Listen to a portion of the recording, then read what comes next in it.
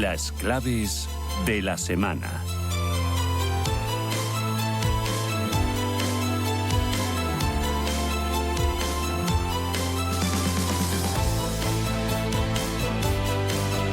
Cada semana aquí en Capital Intereconomía hacemos balance de los datos más importantes, pero también del tono, del sentimiento, de los flujos de dinero hacia unos activos o hacia otros activos, hacia unas regiones o hacia otras regiones. Y miramos también a los próximos días para poner el radar, las citas más destacadas e intentar anticiparnos y sobre todo entender los comportamientos del mercado. Lo hacemos con Pablo Gil. Pablo, ¿qué tal? Buenos días, bienvenido. Hola Susana, ¿qué tal? ¿Cómo estás? Pablo Gil es economista y gestor profesional. Oye, esta semana ha sido semana de datos de inflación a uno y otro lado del Atlántico y aquí en Europa en varios países. Por ejemplo, ayer mismo en España vimos que la inflación volvía a las andadas en septiembre, escalando al 3,5%. También tuvimos cifras de inflación en Alemania, hoy en Francia, en la eurozona. Los va a publicar Eurostat, el dato adelantado del IPC. En general lo que estamos viendo es que la inflación es un animal, es un contrincante muy difícil de batir, ¿no? Sí, la verdad es que ya los bancos centrales, después del error que cometieron, llevan repitiendo muchas veces que llevar la inflación al 2% no va a ser tarea fácil. Es mucho más fácil el primer tramo, cuando está muy excedida en cuanto a niveles, pero cuando te vas acercando ya a esa cota del 2%, las cosas no son tan sencillas. Ahora mismo hemos tenido un periodo en el que nos ha beneficiado muchísimo el desplome del precio del petróleo que hubo durante los primeros meses del año y la bajada del gas, y veíamos cómo la inflación general, pues incluso en España, llegó a acercarse a ese 2% en tasa interanual. Pero en cuanto ha empezado a repuntar el precio del petróleo, pues ya vemos cuál es la tendencia, ya no tenemos ese efecto base estadístico que nos ayuda y probablemente la inflación general en España se va a aproximar al 5% de aquí a fin de año.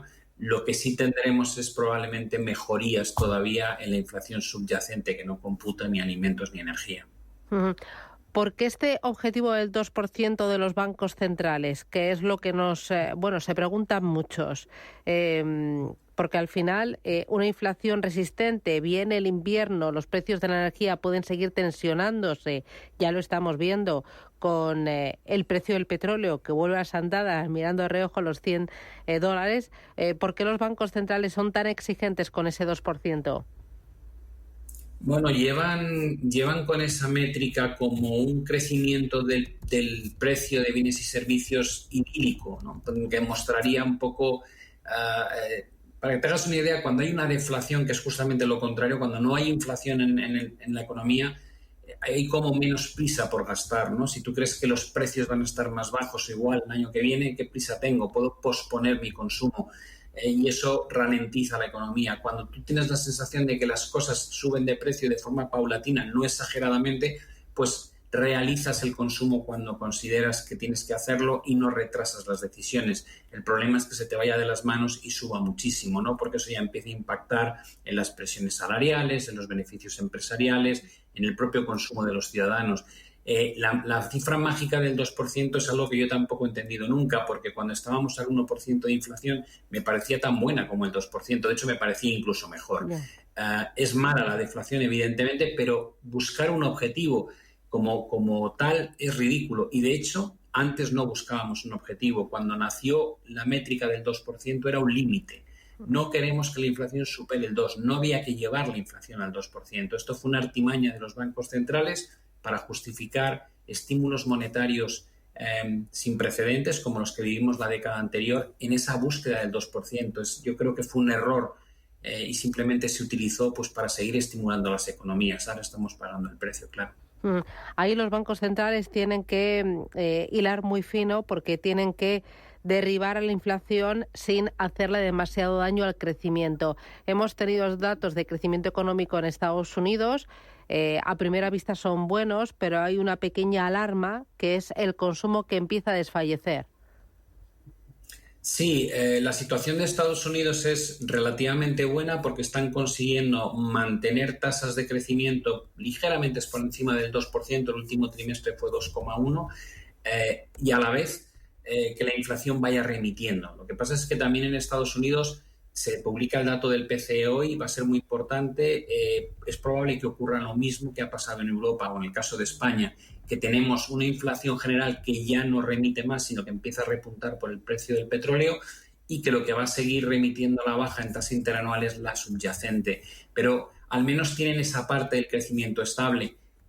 ¿Cuál es la gran duda? Que probablemente no hemos visto más que el impacto del primer 1,5 de tipos de interés en la economía. Queda por ver todo el efecto retardado de la segunda parte de las subidas de tasas, y ya hemos visto cómo el consumo, tal y como indicas, ha salido muy por debajo de lo previsto. 0,8 respecto a 1,7 es un fallo en el cálculo de los analistas enorme. En Europa no tenemos ni esa ventaja. Es que en Europa no estamos creciendo ya. Por tanto, como tengamos un efecto retardado de lo que ha hecho Christine Lagarde en el Banco Central Europeo, la probabilidad de que nos cueste una recesión relativamente severa es una probabilidad muy alta. Uh-huh. Tenemos también en Estados Unidos este fin de semana una fecha clave, TikTok, que es el posible cierre del gobierno. Esto no es la primera vez, parece que vivimos con el Día de la Marmota, siempre que viene el lobo y nunca pasa nada. ¿El mercado cuenta con ello, con que no va a pasar absolutamente nada? Bueno, hay una pequeña diferencia con lo que vivimos en el mes de mayo, ¿no? Cuando no se ponían de acuerdo en ampliar el techo de deuda, y en ese caso teníamos el riesgo de que hubiese un default, un impago de la deuda de Estados Unidos que tienen los acreedores.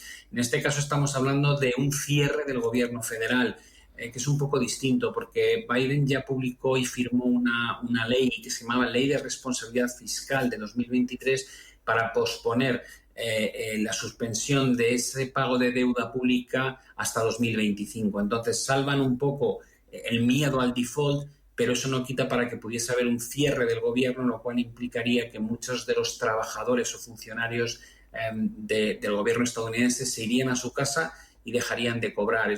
Solamente se irían trabajando sin cobrar lo que llaman servicios esenciales, pues bomberos, militares, policías, este tipo de cosas. Pero el resto de funcionarios tendrían la obligación de mandarlos a sus casas en espera de que se aprobase. Desde 1975 ha habido 21 ocasiones en las que se ha cerrado el gobierno, y la más larga duró 37 días.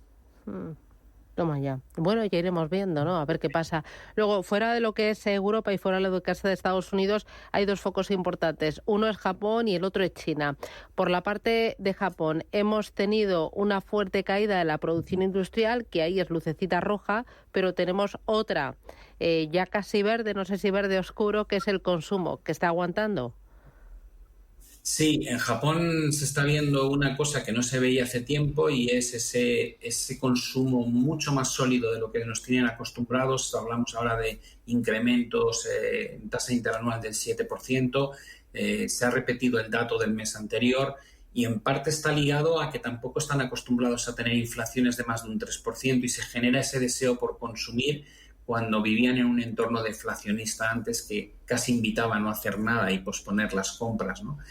Pero por el lado de la producción industrial el dato ha salido muy negativo, menos 3,8%, veníamos de un menos 2,3%. En Japón parece que la parte de manufactura sí empieza a lo mejor a notar un poco la presión que se está ejerciendo por el lado del coste de la producción, y luego está encareciéndose muy lentamente y de muy poco en poco, pero es que no están acostumbrados, el coste de financiación a largo plazo, porque como dejaron que el 10 años pudiese rotar hasta el 1%, ya va por cotas de 0,75. Es un coste de financiación que, siendo aún así muy bajo, es que antes era negativo. Y esto se está viendo en todo el mundo. Estamos viendo cómo sube el coste de financiación en España a 10 años, en Italia, en Estados Unidos. Por tanto, esa presión creciente es como un viento de cola que tarde o temprano nos va a hacer daño a nivel económico. Y luego, el consumo es clave en Japón, pero también en China, y justo esta semana, porque va a ser una semana de vacaciones, empezaban justo hoy, hasta se tiran más de una semana larga, y va a ser muy importante el ver lo que gastan los chinos, ¿no?, dentro del país, en ocio, en viajes, en todo, ¿no? Eso va a ser un termómetro muy destacado de ver cómo va a ir el PIB en el futuro más cercano. Sí, esta semana de oro que llaman en China, que como bien dices, pues es un periodo vacacional largo, se puede utilizar un poco como usamos el Black Friday en Estados Unidos, ¿no? Para ver las ventas online que se producen, te da un poco el pulso de cómo está el consumidor realmente. El último dato de consumo no fue malo en China, repuntó más de lo que esperaban los analistas y este va a ser un momento clave, ¿no? Para ver cuánta movilidad hay dentro de China, cuánta gente viaja, cuánta gente gasta y si gasta no solamente en números sino en importe en yuanes, ¿no? Para compararlo con otros años. Eso nos va a dar una indicación porque una de las grandes preocupaciones que tiene ahora mismo el mundo es si China va a tener crecimientos cada vez más débiles y no va a cumplir con esa cuota del 5,5% que teníamos previsto a principios de este año. Con lo cual yo creo que la semana próxima habrá que analizar muy en detalle lo que ha ocurrido en China porque va a ser muy relevante. Y luego, si empezamos hablando de la inflación, uno de los temores que tenemos respecto a la inflación es el precio del petróleo, que en muy poco tiempo ha escalado 80, 85, 90, 90 y pocos dólares, pero ya hay muchos bancos de inversión que lo están viendo en los $100. Dicen que una vez que ha cogido carrerilla no hay quien lo pare. Y ojo, porque viene el invierno. ¿Cómo ves la evolución del petróleo? Bueno, aquí hay dos factores. Siempre decimos que el precio de las materias primas es producto de la demanda y la oferta. En el caso del crudo es todavía más claro. El movimiento que hicieron tanto la OPEP como aquellos países que componen lo que llamamos la OPEP+, que son los que siguen un poco las directrices que se toman en el cártel, decidieron recortar la producción. Hay una digamos, no digo un complot, pero sí un entendimiento máximo entre en este momento Arabia Saudí y Rusia, que son los mayores productores al margen de Estados Unidos, y decidieron alargar el recorte de producción hasta finales de este año. Se estima que van a generar un déficit de petróleo de aproximadamente 3 millones de barriles diarios y eso está generando este pulso entre Estados Unidos, que suelta su reserva estratégica al mercado a fin de bajar el precio, y los mayores productores del mundo que están haciendo justo lo contrario. La batalla la está ganando la OPEP+, evidentemente. Estados Unidos ahora tiene las reservas estratégicas en niveles críticos de año 1984 más o menos, y el miedo es que tenga que reponer parte de lo que vendió a precios más altos. De ser así, de tener un gran vendedor en el mercado como es Estados Unidos, cambiaría el papel y se convertiría en un comprador obligado, y eso podría, como bien dices, pues hacer que el precio del petróleo pues se fuese hacia la cota de los $100 o incluso más. Solo cambiaría esta situación el hecho de que si alcanzamos cotas suficientemente altas, pues Arabia Saudí, que estaba haciendo un recorte extraordinario de producción, decida pararlo, ¿no? Y vuelva a equilibrar un poco las fuerzas. Pero todo apunta a que eso va a ser uno de los grandes problemas para contener la inflación general en el mundo y a lo mejor algo que haga cambiar el discurso de los bancos centrales de aquí a fin de año. Aparte de todos estos datos, que son la macro, las referencias importantes, petróleo, consumo, inflación, cierre del gobierno en Estados Unidos, ¿tú cómo ves el sentimiento, el tono del mercado, Pablo? A ver, hace un mes, yo estas cosas las comento mucho en la newsletter que hago, ¿no? Y yo decía, septiembre pues, estadísticamente es el peor mes del año. Merece la pena ser prudente. Hemos visto un comportamiento muy acelerado, sobre todo concentrado en pocos valores, que eran los famosos 7 magníficos de Estados Unidos, que se benefician o se supone que se van a beneficiar al máximo de la nueva revolución tecnológica que es la inteligencia artificial. Protegerse en septiembre tenía sentido. De hecho, estamos teniendo un septiembre que es muy, muy malo. Pero también hay que ser consciente de que normalmente octubre, noviembre y diciembre, estadísticamente y desde una perspectiva cíclica, es un trimestre bastante bueno para estar posicionado, comprado en bolsa. No quiere decir que las estadísticas se cumplan siempre, pero sí merece la pena comentarlo, ¿no? Es decir, tal vez buscar ese suelo, si finalmente ese cierre del gobierno no se da, si de repente descubrimos que los datos en China no son tan malos como se preveían después de esta semana de vacaciones, tal vez se cree un clima que con un sentimiento muy negativo que se ha producido este mes a raíz de las caídas de la bolsa, pues pueda ser el combustible que hace falta para recuperar buena parte del terreno de aquí a finales de año. Yo creo que el gran problema se está cociendo a fuego lento, no creo que sea ya. Estamos viendo todavía datos de crecimiento muy potentes en Estados Unidos, pero cuanto más suba el coste de financiación, nadie debe olvidar que eso es algo peligrosísimo para el crecimiento económico y, como digo, mientras siga la restricción monetaria, mientras siga la retirada de liquidez, no hay que abandonar la idea de que nos enfrentamos muy probablemente a un 2024 que ya es malo para Europa, porque ya es malo como estamos, pero que se podría unir a ello tanto Estados Unidos como Japón. Uh-huh. Y luego, los flujos, porque hablando yo con gestoras internacionales de fondos de inversión me dicen, sí, la bolsa está subiendo, tú ves los índices y están en verde y algunos con doble dígito, pero entró dinero sobre todo los 3 primeros meses de este año y luego para un total. ¿Esto es así?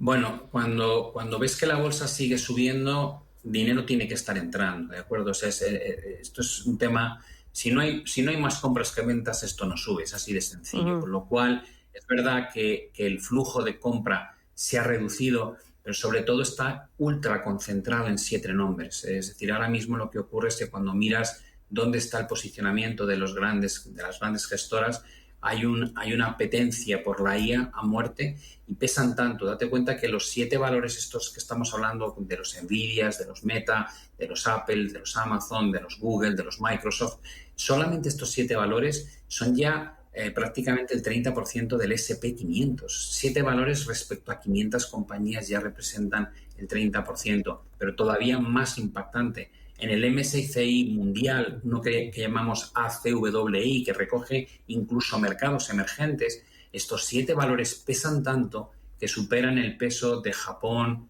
Francia, Reino Unido y China en ese índice. Por tanto, el S&P 500, si los 7 valores pesasen todos lo mismo, o sea, si hiciésemos un índice equiponderado, que decimos, el S&P 500 estaba ayer en negativo en el año. Eso te da una idea del impacto tan brutal que hay. Yo te diría que hay un flujo continuo hacia estas compañías, probablemente mucho menor flujo hacia índices más globales. ¿Y podría ser que estuviera entrando el dinero solo en ETFs más que en lo que es gestión activa?